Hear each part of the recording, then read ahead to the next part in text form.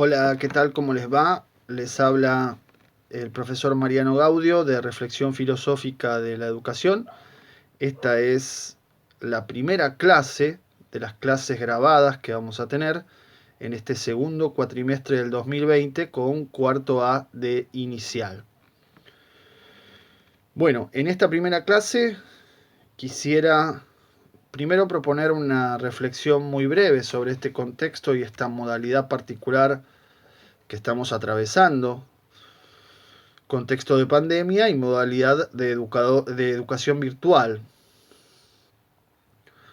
Después quisiera presentar un poco el programa, que es un instrumento de trabajo fundamental, y desde dónde está enfocado, desde dónde está pensado, cuáles son sus líneas, sus coordenadas, su marco teórico para esta propuesta que vamos a ir después desgranando un poco más. Y finalmente quisiera introducir algunas líneas fundamentales de lo que es el primer texto de este programa, Habitar el Estado, ese primer texto. Así que, bueno, primero empecemos por una reflexión. Estamos en un contexto de pandemia extendida, con mucha incertidumbre, con mucho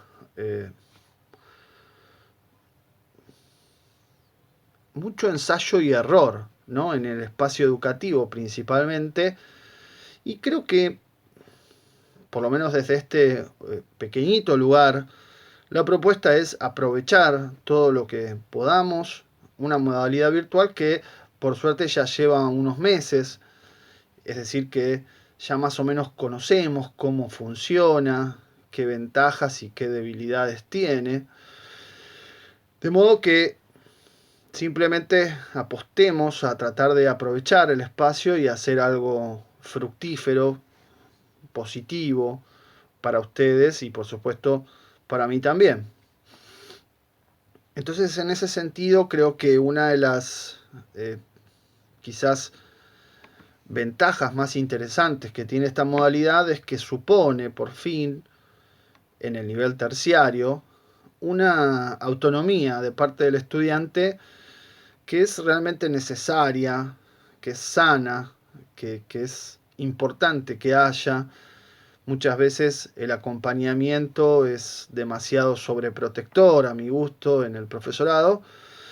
Y en este sentido me parece que esta modalidad obliga a desarrollar procesos de autonomía que, ni hablar, para un cuarto año son absolutamente necesarios. Porque además se están ustedes como despidiendo del profesorado, de la carrera, terminando. Y esta materia está pensada para esa instancia, para una instancia ya de casi egreso. Y en este sentido no falta más que muy poco para que ustedes tengan que tomar decisiones y andar solas, autorregularse, es decir, ejercer una autonomía en el sentido propio de la palabra. Y tienen, por supuesto, una debilidad que es esta vinculación que se establece, este vínculo pedagógico un poco extraño a través de tecnologías, a través de cierta distancia, a través de un lenguaje que no es lo mismo que la corporalidad, la presencia. Por supuesto, eso es entendible, completamente entendible, eh, y es probablemente lo que más extrañamos. Pero principalmente yo quisiera o desearía que no nos centremos en tanto en las quejas, en los problemas, en los lamentos, que esto es una tendencia muy propia de los docentes, de siempre estar quejándose, porque me parece que no sirve para nada, no construye, no permite ver el contexto en el cual, el suelo en el cual estamos parados y a partir del cual tenemos que actuar. Prefiero entonces que dejemos las quejas para otros momentos y otros espacios y aprovechemos lo que podamos aprovechar y tratemos de realmente sacarle el jugo a estas cuestiones que tenemos en este espacio. Así que bueno, eso en cuanto a la presentación general o la reflexión general respecto de este contexto en el cual estamos situados y por un tiempo más vamos a seguir estando situados. Respecto del programa, Reflexión Filosófica es una instancia, bueno, justamente para reflexionar y hemos elegido en este programa, hemos seleccionado una serie de problemas filosóficos actuales. Es decir, me parece que es importante como agentes del espacio educativo eh, darnos la posibilidad de reflexionar sobre aquellas problemáticas que nos atraviesan, que hacen a nuestro contexto, que probablemente no tengan una figura definida, no sepamos bien cómo definirlas o cómo posicionarse ante ellas, pero justamente de eso se trata, de problematizar sobre estas cuestiones y de hacer que esas cuestiones tengan, por supuesto, un anclaje en nuestra realidad social, histórica y cultural, que estén, que sean de nuestra realidad. Por eso, un poco lo que vamos a hacer en esta primera instancia, antes de presentar o de señalar los problemas, es situarnos en el contexto en el cual nosotros hacemos pie, en el cual tenemos los pies. Y para eso, para captar esta realidad actual en la cual estamos situados y a partir de la cual queremos reflexionar, nos conviene, bueno, primero ver algunos problemas que tiene este posicionamiento en la época actual. Y en ese sentido tenemos que contextualizar históricamente, es decir, tenemos que captar qué es lo que ha pasado en las últimas décadas, en el último tiempo, para poder entender cuáles son los cambios que están sucediendo hoy, que no se están sucediendo a nosotros como sujetos de la educación, pero también a nuestros alumnos, estudiantes, aprendientes, discentes, llámenle como quieran, a las familias, a los lugares de trabajo, ¿no? Es decir, la cantidad de transformaciones y la velocidad, podríamos decir, de transformaciones de la actualidad hace que se nos pase un poco la posibilidad de pensarlas y de problematizarlas. Y entonces la contextualización histórica nos va a permitir, a mi entender, por lo menos como una primera entrada, ¿sí? Una suerte de una primera presentación, de todos los cambios profundos que estamos viviendo ahora. Y en ese marco es donde vamos a plantear algunos problemas filosóficos que iremos analizando con el desarrollo de la cursada, ¿no? Entonces, el programa tiene una primera parte que es como una introducción sobre la cuestión de la reflexión filosófica y el posicionamiento docente, y una segunda parte donde se abren las distintas problemáticas filosóficas actuales que vamos a tratar de ir pensando con el desarrollo. Dicho todo esto, entonces, vamos ahora a presentar un poco el contexto actual en el cual estamos situados.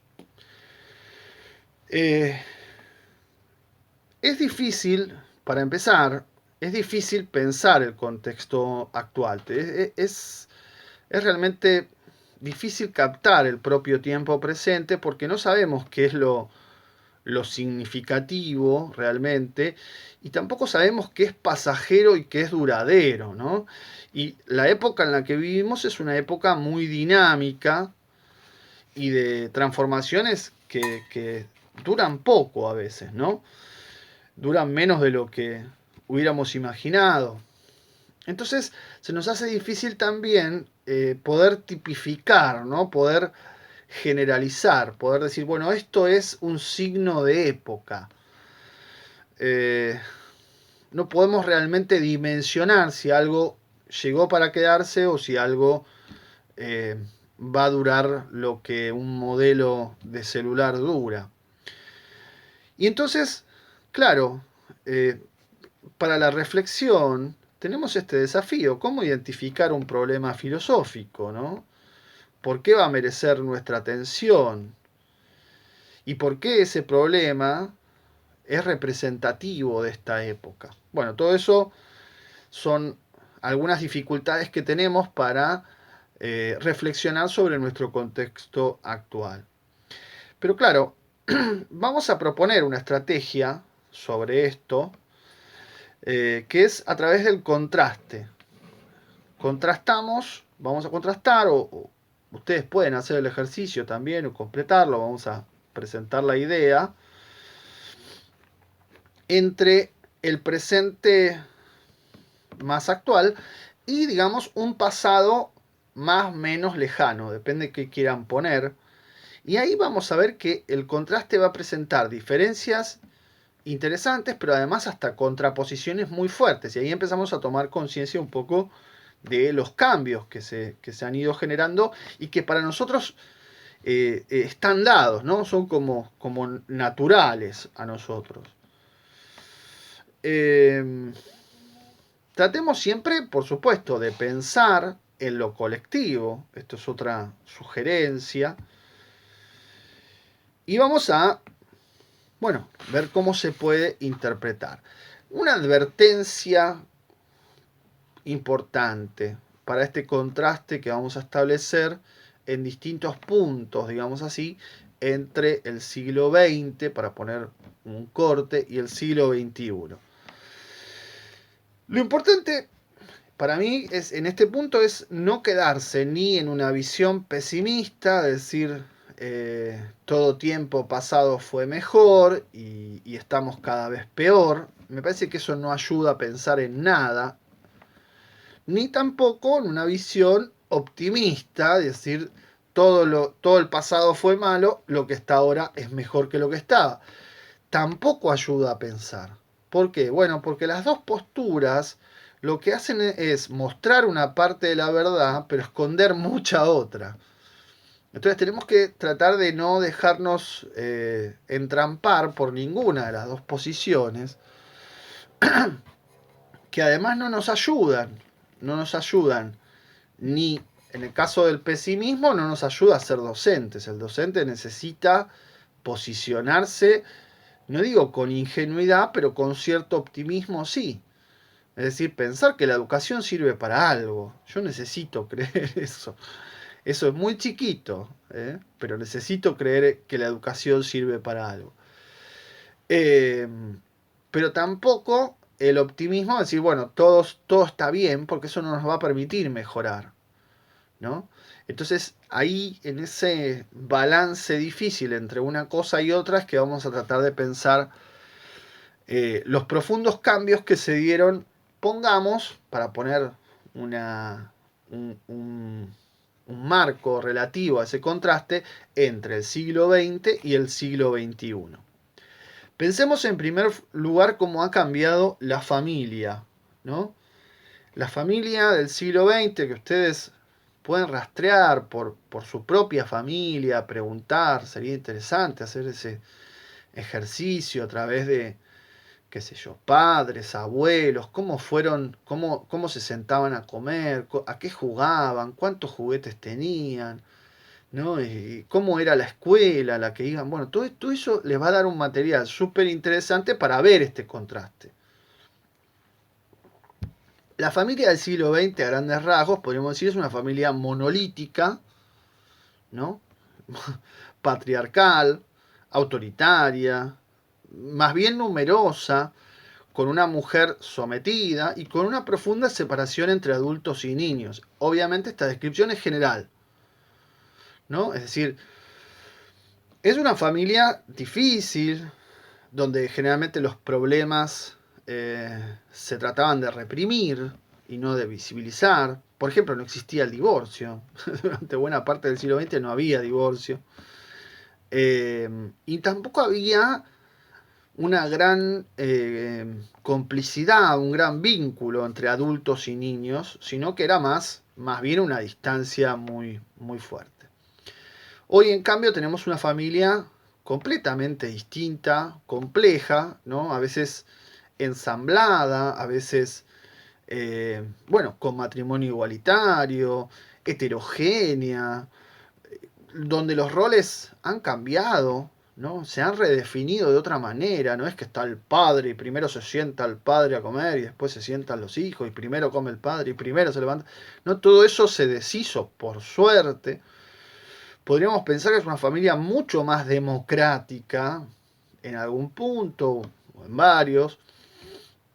Y por supuesto, las fuentes de ingresos ya no es el hombre el que provee y la mujer se queda en casa, ¿no? Con un rol sumamente sumiso, sino que nada que ver. Muchas veces la mujer gana más que el hombre, las tareas de crianza y cuidado de los chicos son compartidas. Por supuesto es una familia más horizontal donde hay por supuesto más vínculo con los chicos, aunque eso no, eso de nuevo, a veces uno diría, bueno, pero eso es mejor. Y a veces sí, a veces no, digamos, ¿no? Mejor y peor no nos sirve para pensar esto. Por supuesto han cambiado mucho la infancia, ¿no? La infancia del siglo XX es una infancia de juegos con socialización, donde por supuesto no hay medios, no hay tantos medios de comunicación, no hay tanta tecnología, eh, la diferenciación de clases o de poder por ahí pasaba por otro lado, y en cambio hoy tenemos otra cosa, ¿no? Es decir, tenemos muchos más medios de comunicación, canales que se dedican a los chicos. O sea, cuando yo era chico había un programa de televisión por día en un canal de aire, nadie tenía cable. O sea, hoy hay 10 canales de cable todo el tiempo para los chicos, además de YouTube, ¿no? Y otras cosas. Por supuesto aparece e invade la tecnología. Y por supuesto aparece también esta cosa de diferenciarse todo el tiempo, ¿no? Eh, También es cierto que la infancia en la familia del siglo XX tiene menos peso, es como un elemento más de la casa, ¿no? Y en cambio hoy la infancia es decisivo, es casi como a veces el centro de la casa, ¿no?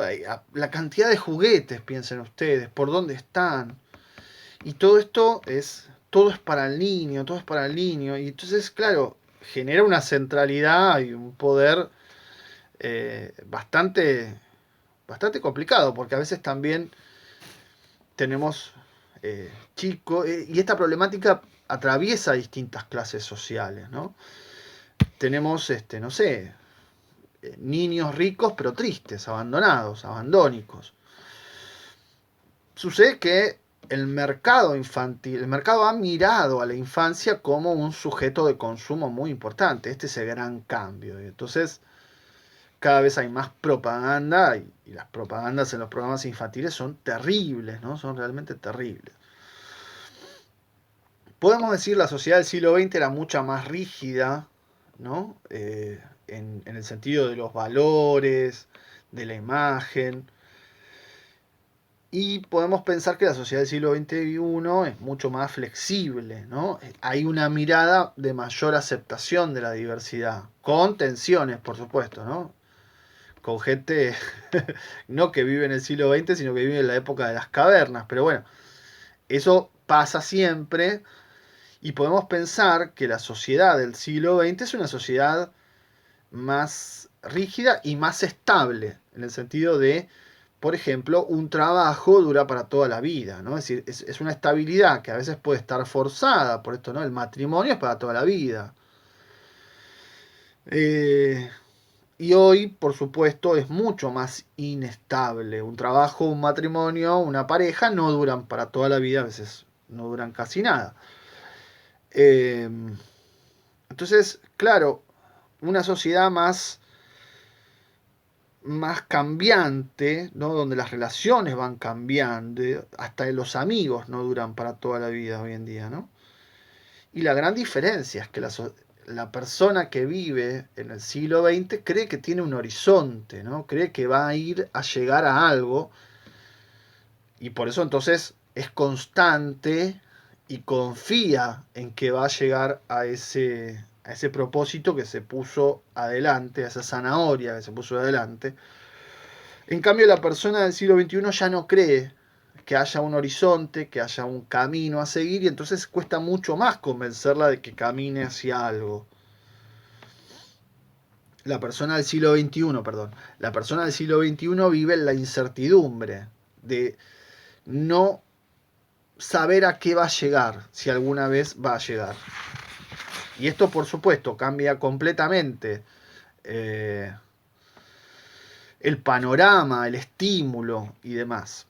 Y por supuesto, y hay un gran cambio, sin dudas, en el Estado, ¿no? El Estado, pensemos por supuesto, el Estado benefactor que se fue construyendo en alguna medida a lo largo del siglo XX, desde la dictadura cívico-militar de 1976, 1982, 83, en adelante se ha venido destruyendo sistemáticamente. Entonces ese Estado ha perdido fuerza, ha perdido centralidad, ha perdido responsabilidad en la educación, ¿no? Es decir, cada Estado, el Estado se ha modificado muchísimo y ese Estado ha ido perdiendo eficacia, vamos a ver en el primero de los textos de este programa, en la producción de subjetividades. Es decir, no pueden producir sujetos. Frente a otros poderes, y principalmente al mercado, los medios, que han ido ganando cada vez más terreno en este punto, en la producción de subjetividad.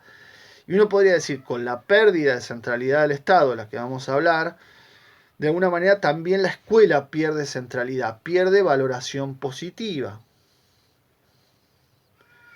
Y este es el último punto para ver este cambio, ¿no? Es decir, la escuela ha perdido espacio, no es la única fuente de enseñanza-aprendizaje, digamos así, y ha perdido la fuerza de producir sujetos, producir subjetividad, producir conocimiento, lenguaje, símbolos. Es decir, la escuela ha pasado a ser algo del pasado, pero que sigue vigente hoy en día. Y el problema es que ha dejado de ser la posibilidad de mejorar las condiciones de vida. Entonces, es muy difícil en este contexto tener fe en la escuela. Es decir, voy a la escuela porque esto me sirve, voy a la escuela porque me hace bien, voy a la escuela porque voy a mejorar, voy a estar mejor. No, es muy difícil eso. Por supuesto, en el nivel inicial es, entre comillas, menos difícil este problema. En el primaria ya se empieza a ver y en secundaria es donde más eh, se acentúa, se agudiza y se vuelve crítico el problema.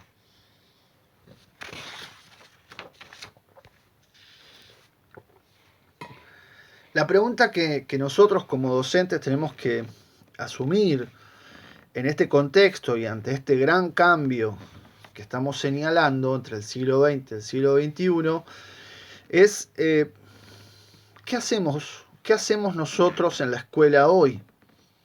En esta escuela donde institución del pasado, tiempos cambiantes, ¿no? O sea, una institución rígida para una dinámica, para una agitación, para una efervescencia a veces incontenible. ¿Qué hacemos?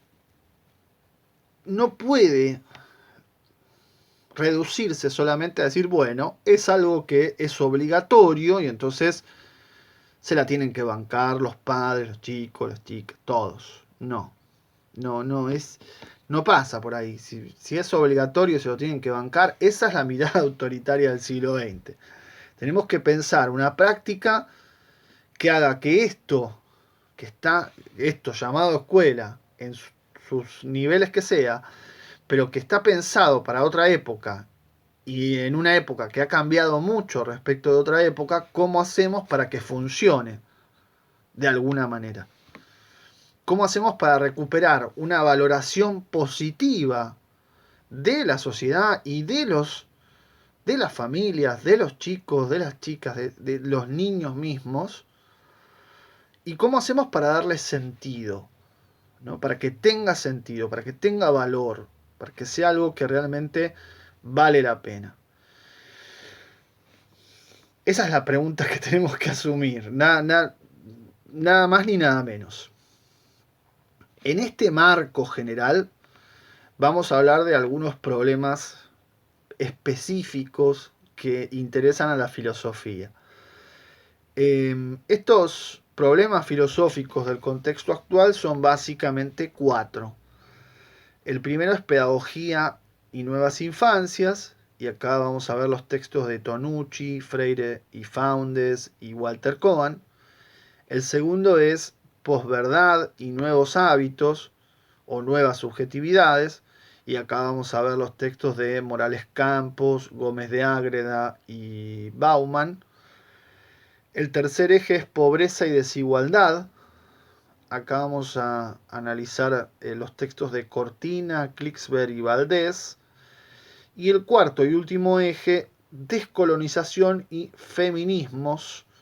Y acá vamos a ver los textos de Quijano, Vázquez Lava y Segato. Es decir, en cada uno de estos 4 ejes vamos a ver 3 textos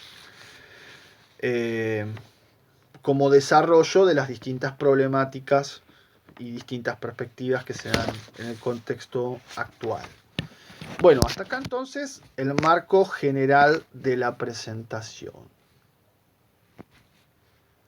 Por supuesto, se trata de una presentación muy esquemática, muy genérica,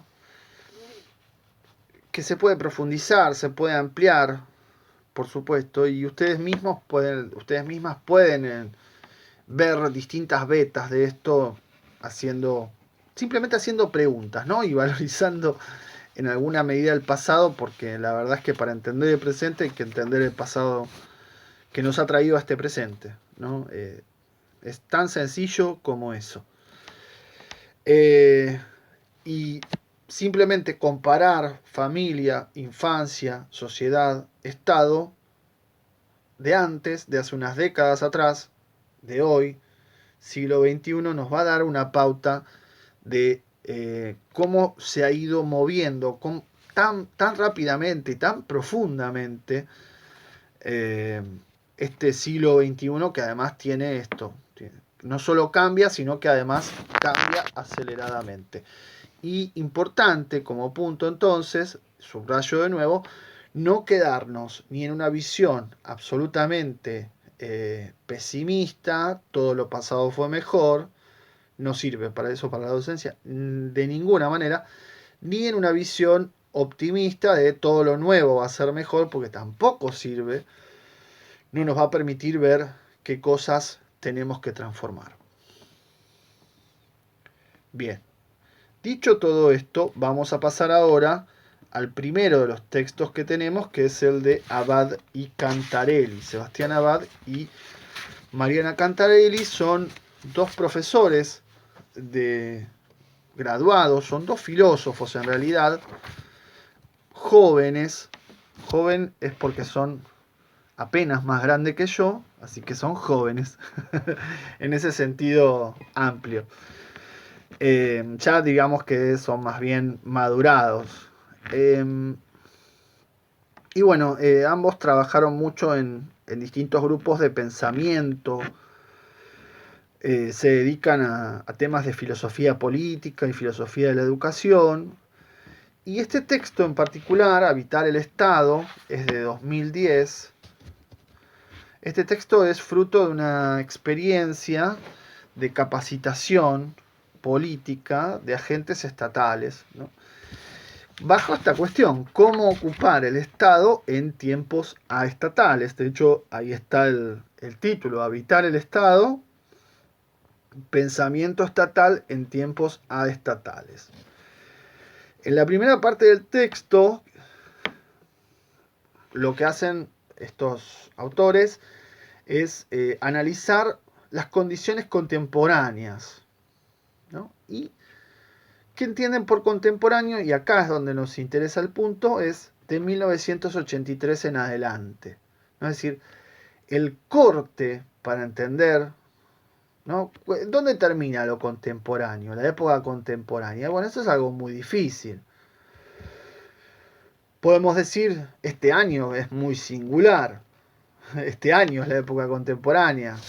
no lo sabemos. Podemos ir para atrás, decir, bueno, qué sé yo, la última gran crisis terrible que tuvo el país, 2001. El corte profundo es la última dictadura militar, ¿no? El 2001, por supuesto, fue una crisis terrible, no hay duda, podríamos cortar ahí. Y de alguna manera, si ustedes miran toda la bibliografía del programa, es muy actualizada, ¿no? Es de 2000 y algo en adelante. Si no me equivoco, todos los textos. Puede que se me escape alguno, sí, puede haber algunos, sí, hay alguno que es un poco anterior, pero todas las problemáticas son muy, muy actuales. Este texto entonces plantea la cuestión de habitar el Estado en tiempos donde el Estado ha perdido su fuerza. Pero ustedes podrían acá preguntar, bueno, ¿por qué leemos un texto sobre habitar el Estado cuando... ¿qué tenemos que ver nosotros con el Estado? ¿No? Podría ser la pregunta. Bueno, nosotros como somos parte del Estado, para empezar, el Estado no es el gobierno. El Estado es algo mucho más profundo que el gobierno y nos compromete socialmente. El Estado es esa institución que ocupa un tiempo determinado gobierno y por suerte se cambia y viene otro y hace todo distinto, pero no es que se lleva al Estado a su casa, el Estado sigue estando. El Estado somos todos, es una frase que se escucha por muchas veces, ¿no? y tiene algo de cierto. El Estado somos todos en la medida en que estamos comprometidos con un cuerpo de leyes, de normas, de convivencia, de compromisos sociales, políticos, jurídicos. Pero en líneas generales, el Estado es lo que define políticas respecto de la educación. Entonces nosotros como trabajadores de la educación, cuando cobramos, aparece el recibo de sueldo y dice agente del Estado. Somos agentes del Estado. Es decir, trabajamos para el Estado. Y créanme, para quienes hemos pasado también y hemos trabajado en instituciones educativas privadas, no hay nada mejor que trabajar en el Estado. No como cree el sentido común para cosas feas, ¿no? La gente en los privados trabaja, en lo público no, sino justamente al revés, porque venimos de la educación pública, defendemos la educación pública y trabajamos para la educación pública con todas las ganas de mostrar que la educación pública puede ser más y debiera, en algunos casos, ser mejor que la educación privada, seguro. Esto se cumple en algunos lugares, en otros no, en algunos niveles, en otros no. Bueno, es todo un tema para discutir. Y la educación privada no es privada, es educación pública de gestión privada, pero eso es otro problema. ¿Cuál es el tema de este texto? Bueno, el tema de este texto es cómo ocupar el Estado y sus instituciones hoy cuando se ha dado una caída muy fuerte, una pérdida del poder y del prestigio del Estado y de las instituciones que están relacionadas con el Estado, y cuando se trata de un espacio que está impugnado socialmente, que se lo mira mal, se lo rechaza, y por supuesto ha perdido la eficacia en la producción de recursos simbólicos, ¿no? Es decir, algunos recursos se mantienen, ¿no? La bandera, el himno, el desfile, qué sé yo, pero no tienen el nivel de adhesión, de simpatía, de aceptación que podrían tener, que de hecho tenían en otra época. Es decir, cómo habitar el Estado en un tiempo en donde el Estado parece un holograma, ¿no? Se está como disolviendo, se ha ido desguazando en sus funciones y carece de eficacia en serio, ¿no? De capacidad productiva de realidad. esta es la clave y fíjense, yo sé que ahora va a parecer abstracto, sin dudas, pero vamos a ver que todo lo que veamos en el programa después, todos los ejes que vamos a ver después, tiene relación con esta tesis de Abad y Cantarelli, que es, estamos en la época de la pérdida de centralidad del Estado. Este retiro del Estado de la centralidad va a generar una serie de cambios muy importantes. En la Argentina reciente, la fecha, el corte de esta pérdida de centralidad del Estado, les decía, es la última dictadura militar que ha sido terrible, la dictadura 1976-1983. Pero después viene el alfonsinismo con la recuperación de derechos, viene el menemismo con el Estado management, la confusión, Estado igual empresa, ¿no? Si no da negocio, si no es negocio no sirve. Y 2001 la crisis, ¿no? de subjetividad o antiestatal, la crisis que implosiona el Estado y nos presenta como sujetos que ya no queremos el Estado, que estamos en contra o que estamos afuera, mejor dicho, fuera del Estado. Y tenemos entonces, dicen estos autores, una escasez de pensamiento estatal y una abundancia de figuras aestatales, de subjetividades aestatales. Por ejemplo, el héroe resistente, ¿no? El héroe, es decir, el que clama por los derechos, el que se resiste, ¿no? Y que por eso lucha por sus derechos, el yapi, ¿no? El yapi es el joven exitoso, ¿no? Cara linda, que ocupa puestos de poder, que asciende, que está dispuesto a hacer cualquier cosa porque su ambición lo lleva. Y por último, esa es la figura propia de los 90. Y por último, el asambleísta deliberativo, que es como la figura del 2001. ¿No? Todos deliberamos todo sobre todo el tiempo, y estamos deliberando y deliberamos y discutimos y ponemos todo en discusión. Estas son las figuras estatales. Pero hay una que es sumamente interesante y la hemos pasado por alto porque los autores no la ponen como una figura, pero es la víctima demandante. ¿Qué es la víctima demandante? Es aquella persona que se pone como víctima, ¿no? Víctima, y que entonces, en tanto víctima, siempre está demandando del Estado, aunque claro, no quiere que esa exigencia que le hace el Estado tenga como correlato un compromiso específico. Esto en la docencia se ve muchísimo, ¿no? Es decir, está la exigencia permanente, que el Estado tiene que hacer esto, tiene que hacer lo otro, tiene que hacer aquello, pero cuando me piden a mí que haga algo, no, yo no. Esto es casi una descripción de un porcentaje muy importante de los docentes, no diría solo de hoy en día, sino más allá también, ¿no? Bueno, esta víctima demandante, exigir, pero siempre que hagan los otros, ¿eh? Yo no, no, a mí no me toquen. El pensamiento, el quejismo, ¿no? El pensamiento de la queja tiene esta lógica. Tiene la lógica de la víctima demandante, ¿no? Que yo soy siempre perjudicado y exijo que el Estado cumpla y que el otro haga y que aquel también y que él te pague, pero a mí no me toquen, ¿no? A mí no me toquen. ¿Quiénes son agentes y funcionarios estatales? Dicen los autores. Estamos en la introducción del texto, cerrando la introducción. Bueno, todos los que ocupan un espacio en instituciones y que de alguna manera inciden en la realización, en la aplicación de las políticas públicas. El docente, por supuesto. El burócrata, por supuesto. Sin dudas. Es decir, en todos los niveles, no hay que mirar solo arriba. ¿No? El Estado también es qué pasa abajo, qué pasa en la primera ventanilla de atención.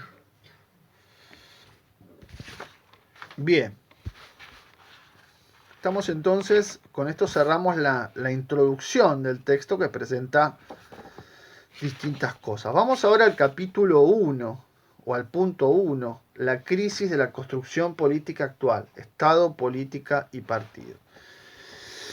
Bueno, lo que dicen los autores es que en la actualidad decayó, la actualidad en este contexto contemporáneo decayó el pensamiento estatal y claro, y además se lo reemplaza con recursos, instrumentos, prácticas que vienen de las empresas, ¿no? De otros ámbitos, particularmente de las empresas, las ONGs, las fundaciones, todo ese tipo de cosas raras que no entiendo mucho cómo la gente no desconfía, porque da para desconfiar mucho más, pero bueno, todo eso tiene eh, mucho más prestigio que el Estado en la actualidad. Entonces, el contexto actual tiene tres características. En primer lugar, la pérdida de centralidad del Estado, esta tesis fuerte que decíamos, que señalan los autores, como un fenómeno mundial, ¿no? Donde se ha ido desarmando, desarticulando cada vez más el estado de bienestar y entonces ha caído la potencia o la capacidad del Estado para incidir, ¿no? Para formar la sociedad. Y por eso es tan importante ver la educación dentro de ese cambio. Y entonces aparecen otras fuerzas que disputan su poder, que impugnan el carácter representativo y que quieren formar, ¿no? A las empresas les interesa la educación porque rápidamente la van a convertir en un negocio. De hecho, lo han hecho en muchos lugares. Y entonces aparecen las corporaciones, empresas, finanzas, medios de comunicación. Con la caída entonces del poder del Estado, de la potencia del Estado, aparece, curiosamente, dicen los autores, mayor demanda. Es decir, el Estado se vuelve más ineficaz, pero al mismo tiempo se le exige más. Y se le exige desde una subjetividad que se coloca por afuera del Estado, ¿no? Como aestatal, descomprometida.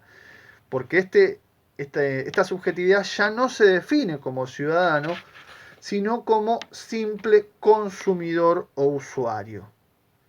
Y acá, en una nota al pie, la nota 10, que está en la página 20, los autores distinguen, ¿no? Entre antiestatal y aestatal. Es decir, los movimientos antiestatales son más bien propios del siglo XX, ¿no? De criticar al Estado por autoritario, por ser disciplinante, normalista, diríamos, la escuela y demás. Lo aestatal, en cambio, es más propio de fin de siglo, podemos decir más siglo XXI. Todos los movimientos sociales, la fragmentación, la liquidez, todo aquello que habla de la muerte del Estado y de tratar de hacer algo más allá o por fuera. Por eso es aestatal. Sin darse cuenta que el mercado obviamente los ha capturado de una manera terrible, ¿no? La segunda característica del contexto actual es el desprestigio de la política. Esto está clarísimo. La política dejó de ser algo bien visto e incluso una instancia de construcción, de transformación de la sociedad. Si ustedes dicen, mamá, me voy a dedicar a la política, mamá le agarra un infarto y enloquece. Es decir, la política se ha transformado en algo espurio para la mirada social, en algo negativo. Cuando en otra época la política era una actividad sumamente noble, por supuesto que significaba tratar de tomar el poder para transformar la realidad, y entonces esto ha cambiado completamente, ¿no? En la época de la dictadura se anuló la política, se anuló completamente. En la época de la democracia la política pasó a ser el desencanto, ¿no? Es decir, la ilusión de poder generar mejores condiciones de vida y rápidamente sentirse traicionado. Y en el 2001 el que se vayan todos. y hoy podemos decir un foco de tensión sumamente importante, pero al mismo tiempo difícil de mediar o de dialogar. Y acá es donde surge la figura de la víctima demandante. La víctima demandante es esta que exige al Estado, exige a la política que le solucionen todos sus problemas, pero a la vez dice que el Estado es malo, que la política es mala, que hay que eliminarlos, no matarlos a todos o no pagar impuestos. Y entonces ahí aparece el neoliberalismo, ¿no? Es decir, la administración técnica neoliberal y la idea de utopía moral, ¿no? Todos, o sea, el neoliberalismo, ¿qué hace? Coloca gerentes, CEOs, empresarios que supuestamente no van a robar. Por suerte han pasado muchas cosas en el último tiempo y en los 90 también, como para darnos cuenta que esto es una gran mentira. Pero es el resultado del desprestigio de la política. Y el último punto, fíjense, es el debilitamiento de identidades partidarias, ¿no? Es decir, antes las sociedades se definían, ¿no? Las personas se definían por ser de un partido o de otro. Tan importante ser de un partido o de otro como ser de un club de fútbol o de otro. O sea, es casi un sentimiento, una convicción.